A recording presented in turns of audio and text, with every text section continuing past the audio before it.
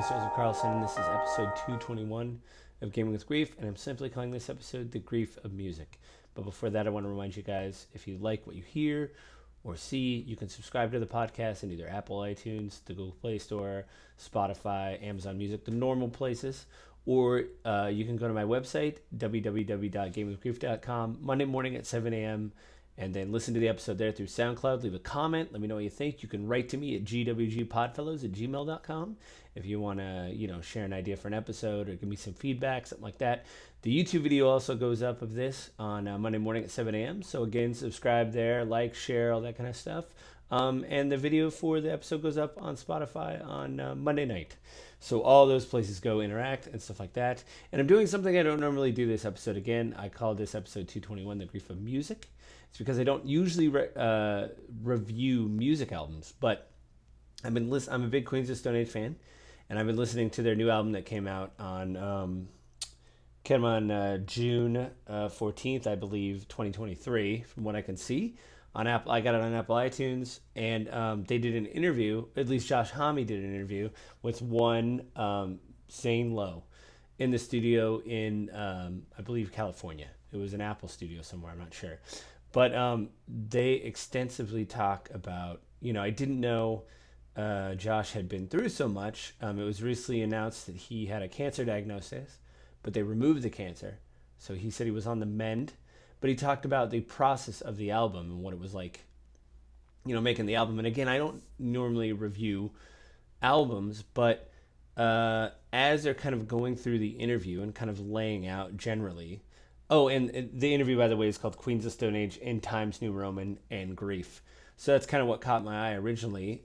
The album did seem more personal when I listened to it, and more kind of personal, but even more experimental. Again, I don't really review music, but what I thought was fascinating about this conversation was how the things that had affected him, how he finally got to the point, Josh Homme anyway, in the interview, talks about how he finally got to the point where he felt okay with being kind of open with everything. Several of his friends have died.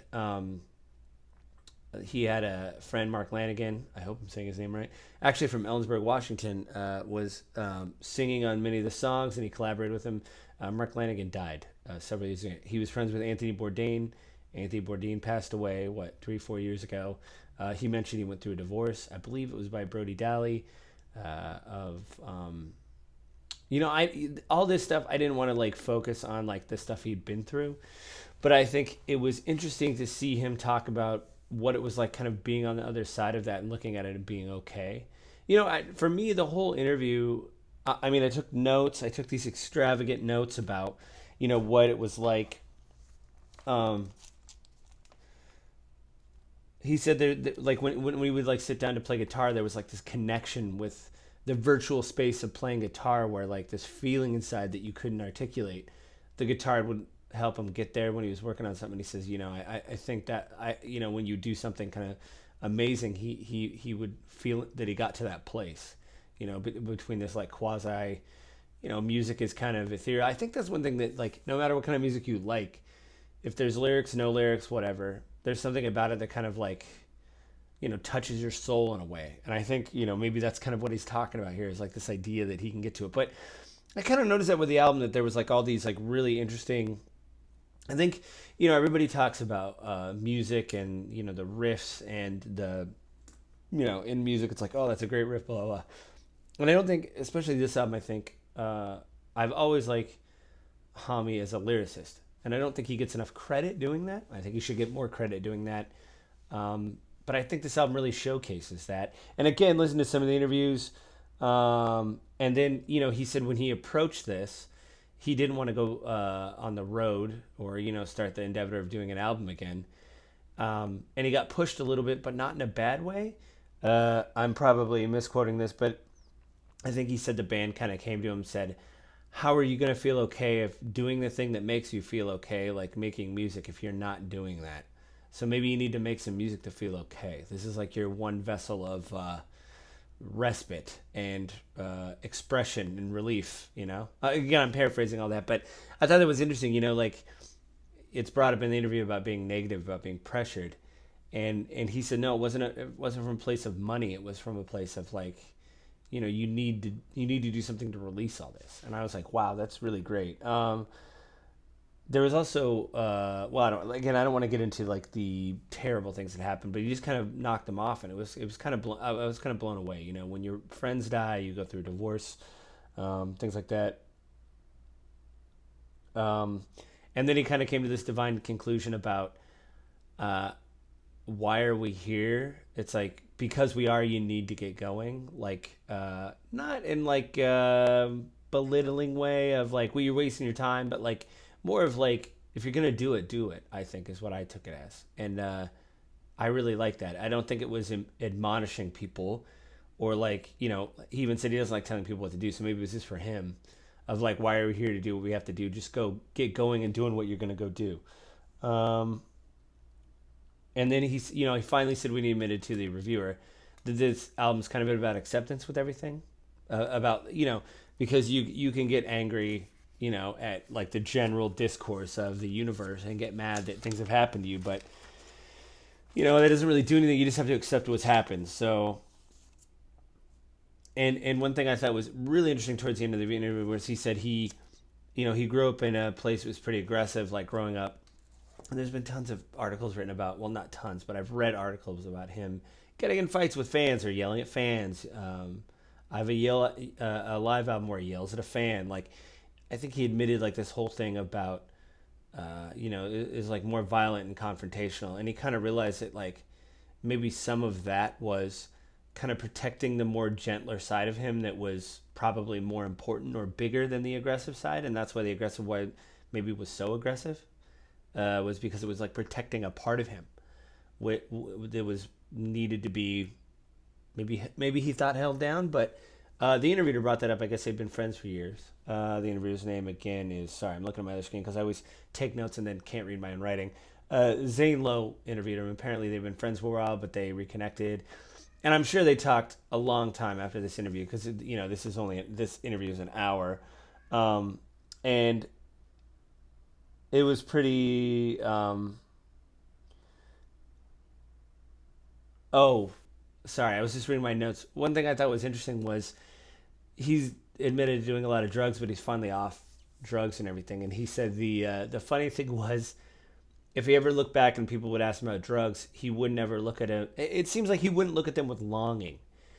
He wouldn't look at drugs and go, "Man, I really should have done heroin." He didn't list every drug he's done. He might have done he might have done heroin. I don't know, but he looked back and said, "I've had that covered."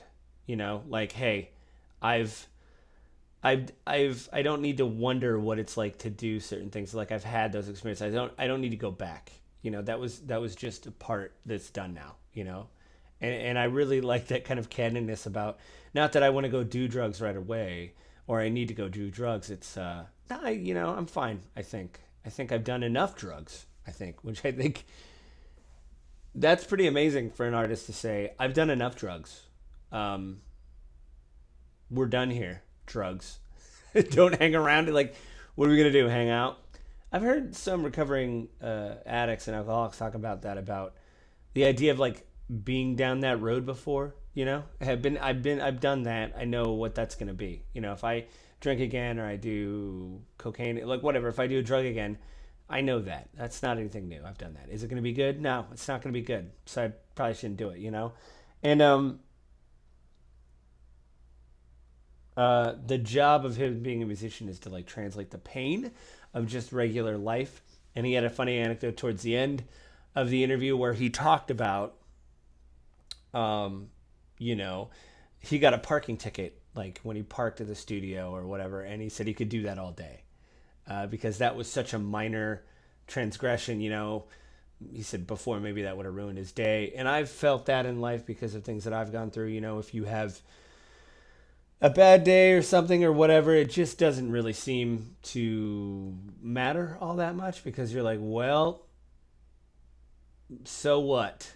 And the interviewer does bring up a lot, Zach Lowe, that like he does seem a little bit more open and relaxed during this album, and all the interviews I've seen with him before, although some of them are more about the process of making music, and I think he's well spoken and there was like a, maybe it was the environment, but there was a, I'm not like, I haven't seen every interview with them. I don't know, but this one does seem like there's kind of a calmness and kind of like a new, I don't know, grace or poise, or just like this kind of like, this is where I am and what it is. And it's interesting to see musicians be in a place like that where they get to an age where they're like, this is what I is. In fact, he in the interview talked about Iggy Pop and how Iggy Pop is Iggy Pop, and weird stories about that, and how, well, this is the most interesting thing that I could see, and that I can't believe Iggy Pop is in front of me doing these things. I don't want to give away the story.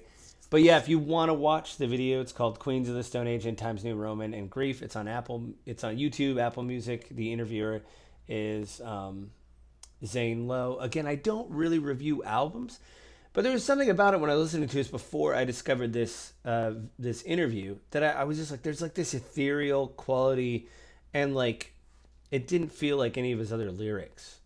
And so I don't really have the vocabulary to talk about crescendos and whatever, and like bridges and whatever.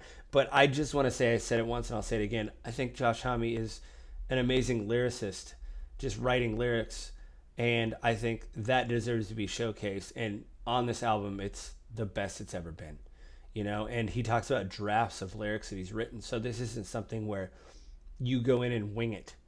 I think there is kind of a misconception of maybe rock musicians, that they just kind of go in and wing it, or maybe they have a poetry book and they, maybe some of them do. The process for everybody is different, but for him, the idea of writing several drafts and landing on something, I think, is important. And they would say writing is rewriting. And so again, check the album out. It's $10 on iTunes. I don't really review albums again, but if you want to hear somebody that is, I think, in a new kind of like heightened way, kind of at peace with the things that have happened to them, check out In Times New Roman. This is a little bit different episode for me, but I think that's it. If I had a better vocabulary, I probably could talk for longer than I have. I probably could use flowery words to describe it, but I'm always interested in seeing how grief affects people's art, and him talking about it in this interview, really laying it all out and saying how basically it boils down to, it's okay to not be okay, and this is who I am, and I've gone through this and I wouldn't have it any other way. And that was a powerful statement in the interview. So I think that's it this week, guys. I will talk to you again next week.